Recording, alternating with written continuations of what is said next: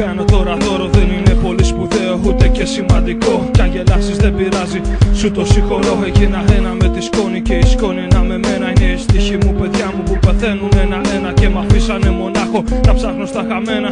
Όνειρα παλιά που απ' τη φωτιά είναι καμένα. Έχω για φίλο μια σκιά και αδερφό τον ουρανό. Έχω τις νότες συντροφιά και ένα περίεργο σκοπό. Έχω πατέρα τον αέρα, μητέρα τη νυχτιά. Μα εγώ δεν μοιάζω με κανένα από τα άλλα τους παιδιά. Καθόμαι τώρα στη γωνιά, τα μάτια μου κλειστά. Κι όμως βλέπω εκεί μπροστά μια κοπέλα να γελά. Πως σε λένε της φωνάζω, κι αυτή μου απαντά. Η μη χαμένη σου αγάπη, με λένε μοναξιά. Τι θες εδώ και τι γυρεύεις, πες μου τι ζητάς. Ποτέ κανείς δεν με έχει νιώσει. Εσύ πως λες πως μ' αγαπάς, είναι το ψέμα σου μεγάλο.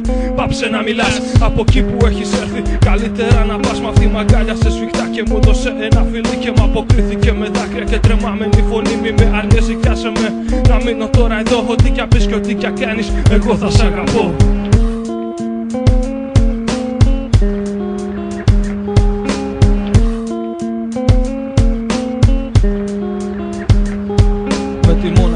Κέρδισα το πιο σκληρό αγώνα κι έτσι έκανα μαζί της ένα επίσημο αραγώνα. Μάζεψε όλο το σκοτάδι, το κάνα δαχτυλίδι και της φόρεσα στο δάχτυλο πανέμορφο στολίδι. Μα πως χάνεται ο ήλιος, χάθηκε κι αυτή. Κι ακούσα στην ψυχή μου τη γλυκιά της τη φωνή. Μπορεί ποτέ να μην με δεις μπροστά στα μάτια σου ξανά.